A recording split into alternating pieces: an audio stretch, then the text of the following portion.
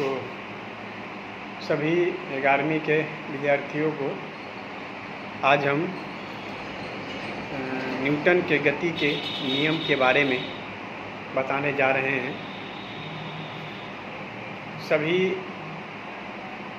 9th में पढ़े होंगे और आए दिन जब भी आप घर गए होंगे कोई न कोई आप लोगों से पूछ दिया होगा कि न्यूटन के गति के नियम कितने हैं, न्यूटन्स लॉ ऑफ मोशन। तो हम लोग जानते हुए भी कुछ न कुछ गलती कर बैठते हैं। आज उसी के कंफ्यूजन को दूर करने के लिए हम सब उपस्थित हैं। सबसे पहले हम लोग जानते हैं कि न्यूटन के गति के प्रथम नियम कहते किसे हैं। तो प्रायः सब ये जान चुके होंगे या पहले भी पढ़े होंगे कि आपके जो भी शिक्षक होंगे शायद बताए होंगे कि न्यूटन का गति का प्रथम नियम जो है वो इस प्रकार से है कि कोई भी पिंड या कोई भी वस्तु गति की अवस्था में अथवा किसी सरल रेखा पर विराम की अवस्था में तब तक रहती है जब तक कि उस पर कार्य करने वाले बाहरी बल नहीं हो, यानी उस पर कोई बाहरी बल कार्य नहीं करे।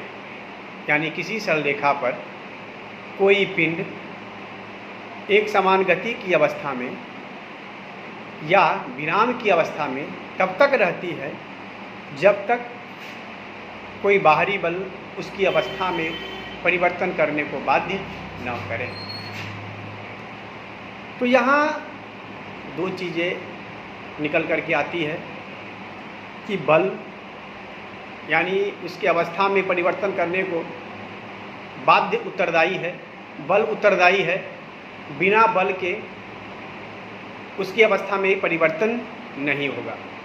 और दूसरी कि अगर कोई वस्तु विराम में है तो चाहेगा कि हम विराम में रहें, और अगर गति की अवस्था में है तो चाहेगा कि वो गति की अवस्था में रहें। तो यहाँ से दो भौतिक राशियों के बारे में हम लोग जानेंगे।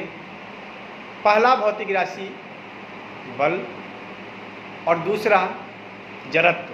यानी न्यूटन के गति के प्रथम नियम से बल की परिभाषा यानी फोर्स की परिभाषा प्राप्त होती है और जड़त्व और दूसरा जड़त्व यानी इनर्शिया की परिभाषा प्राप्त होती है। तो न्यूटन के गति का प्रथम नियम बल और जड़त्व को परिभाषित करती है। यहाँ बल की परिभाषा इस प्रकार से दी जाती है कि वह भौतिक कारण जो किसी पिंड पर लगकर उसकी अवस्था में परिवर्तन कर दे या परिवर्तन करने की चेष्टा करे, बल कहलाता है। यह दोनों चीज़ है, या तो उसकी अवस्था में परिवर्तन कर दे, यानी अगर वो रेस्ट में है तो उसको मोशन में ला दें, या मोशन में है तो उसको रेस्ट में ला दें, या मोशन में लाने की चेष्टा करे या विराम में लाने की चेष्टा करे, रेस्ट में लाने की चेष्टा करे। तो ऐसे कारण को, भौतिक कारण को बल कहा जाता है। तो बल ढेर सारा प्रकार का है। गुरुत्वाकर्षण बल, नाभिकीय बल, चुंबकीय बल, विद्युतीय बल, घर्षण बल, श्यानता बल, विस्कस फोर्स, सरफेस टेंशन।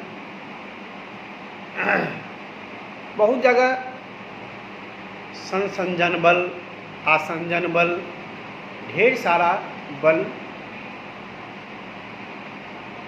है इस दुनिया में। तो सभी को अगर देखा जाए तो मेनली बल दो प्रकार के होंगे, या तो आकर्षण का बल या विकर्षण का बल, अट्रैक्शन फोर्स या रिपल्सन फोर्स। इसी आकर्षण बल या रिपल्सन फोर्स, विकर्षण बल,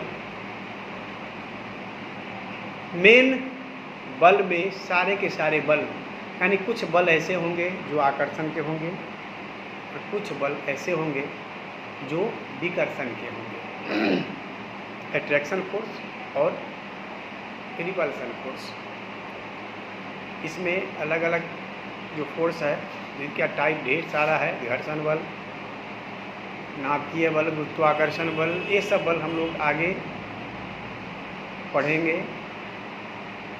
अभी फिलहाल बल की परिभाषा इस प्रकार दी गई कि वह भौतिक कारण जो किसी पिंड पर लगकर उसकी अवस्था में परिवर्तन कर दे या करने की चेष्टा करे, बल कहलाता है। और दूसरा जड़त्व यानी इनर्शिया। इनर्शिया की परिभाषा इस प्रकार से दी गई, डेफिनेशन,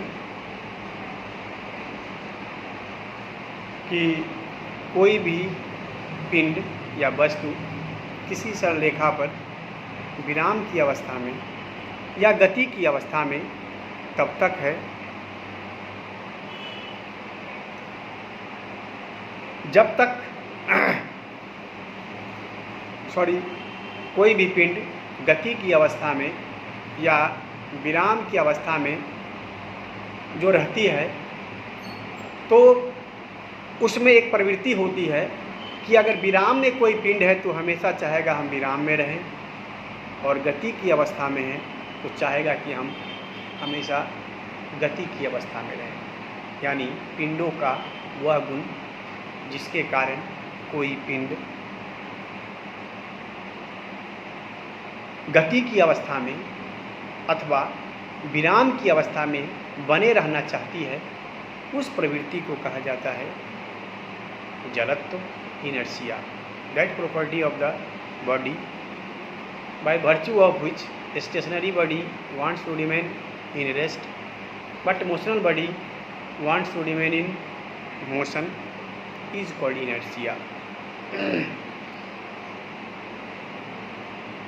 और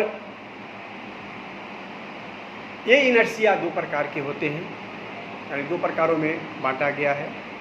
एक कहलाता है स्टैटिक इनर्शिया और एक कहलाता है काइनेटिक इनर्शिया, स्थितिज जड़त्व और गतिज जड़त्व। तो पहला स्थितिज जड़त्व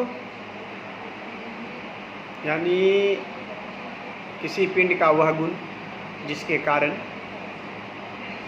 पिंड जो विराम में है वह अपनी विराम की अवस्था को बनाए रखना चाहती है, विराम जड़त्व कहलाता है। इसी विराम जड़त्व के कारण जब कोई वाहन या बस अचानक चलती है तो उसमें जो सवारी होते हैं थोड़ा पीछे की ओर झुक जाते हैं, दरी पर डंडा से पीटने पर दरी से धूल कण अलग हो जाते हैं। जब हम लोग कैरम बोर्ड खेलते हैं तो कैरम बोर्ड की गोटियों पर एक दूसरे को रख करके और नीचे से स्ट्राइकर से तेज़ी से मारा जाता है तो नीचे वाला गोटी जो होता है वो अचानक भाग जाता है और सारे के सारे उसी पॉइंट पर ऊपर वाला जितने भी गोटी है वो गिरते नहीं हैं, उसी पे जाके वो रुक जाते हैं। तो स्थिति जड़त्व के कारण आम की डाली को जब अचानक हिलाया जाता है तो आम उस डाली से अलग हो जाता है, यानी फल उस डाली से अलग हो जाते हैं। इस प्रकार की जो क्रियाएं हो रही हैं वो स्थिति जड़त्व के कारण होती है, क्योंकि प्रत्येक वस्तु जब अपनी विराम की अवस्था को बनाए रखना चाहती है तो उस प्रवृत्ति के कारण जब अचानक उस पर कोई बाहरी बल लगते हैं तो अपनी विराम में रहने की प्रवृत्ति के कारण आम गाली से अलग हो जाता है, धूलकण दड़ी से अलग हो जाता है, बस में सवार व्यक्ति बस के चलने से पीछे की ओर थोड़ा सा धक्का खा लेता है। ये सब घटनाएं विराम जड़त्व के कारण होती है। अगला गतिज जड़त्व। गतिज जड़त्व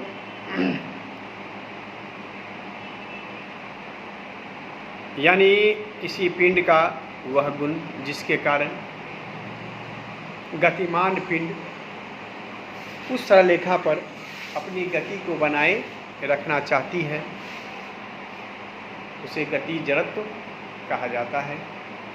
जैसे बस अचानक चलती रहती है, अचानक ब्रेक लगाया जाता है तो उसमें सवार आदमी आगे की ओर झुक जाता है। हम लोग क्रिकेट खेलते हैं, फास्टर बॉलर जब गेंद को बॉलिंग करता है तो कुछ दूरी से तेज़ी में चलते हुए आता है और तब वो बॉलिंग करता है। तो ये जड़त्व यानी गति जड़त्व का यानी काइनेटिक इनर्शिया का एक उदाहरण है। तो अभी आपने न्यूटन के गति के प्रथम नियम, बल की परिभाषा, जड़त्व की परिभाषा को जाना। न्यूटन के गति का प्रथम नियम जो सबको मालूम, कोई भी पिंड किसी सरलरेखा पर विराम की अवस्था में अथवा गति की अवस्था में तब तक रहती है जब तक कोई बाहरी बल उसकी अवस्था में परिवर्तन करने को बाध्य न करे। बल की परिभाषा इस प्रकार से, वह भौतिक कारण जो किसी पिंड पर लगकर उसकी अवस्था में परिवर्तन कर दे या परिवर्तन करने की चेष्टा करे, उसे बल कहते हैं। जड़त्व की परिभाषा इस प्रकार से कि किसी पिंड का वह गुण जिसके कारण विराम में स्थित पिंड हमेशा विराम में रहना चाहती है और एक सरलरेखा पर गतिमान पिंड अपनी गति को बनाए रखना चाहती है, जड़त्व कहलाता है। जड़त्व दो प्रकार के होते हैं, विराम जड़त्व और गतिज जड़त्व यानी स्थिति जड़त्व, विराम जड़त्व दोनों एक ही हुआ। स्टैटिक इनर्शिया और काइनेटिक इनर्शिया, स्टैटिक इनर्शिया और काइनेटिक इनर्शिया दोनों के कारण पिंड अपने अवस्था में जो परिवर्तन करती है उस समय जो उसकी प्रवृत्ति होती है उस प्रवृत्ति को जड़त्व कहा जाता है। तो ये रहा न्यूटन की गति का प्रथम नियम, जड़त्व की परिभाषा, बल की परिभाषा। अब अगले वीडियो में हम लोग न्यूटन की गति के द्वितीय नियम, उसका व्यंजक भी देखेंगे, एक्सप्रेशन भी देखेंगे, क्योंकि न्यूटन के गति के द्वितीय नियम से बल की परिभाषा प्राप्त होती है और न्यूटन की गति के तृतीय नियम, उससे आगे हम दोनों वीडियो में देखेंगे। अगला वीडियो जो मैं डालूँगा उसमें दोनों न्यूटन के गति के द्वितीय नियम और न्यूटन की गति के तृतीय नियम, फिर आगे आवेग, रैखिक संवेग, ये सब आएगा। धीरे धीरे सभी टॉपिक वाइज हम आपके सामने में लेकर के आएंगे।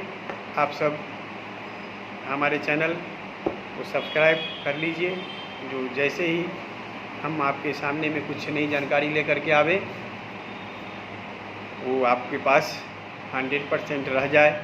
क्योंकि क्लास में हम जब पढ़ाने के बाद अगर हम नहीं भी रहें तो हमारा वीडियो अगर आप दोबारा सुनेंगे तो उसे बारीकी से समझेंगे। तो फिर मिलते हैं अगले वीडियो में। सुप्रभात। Thank you.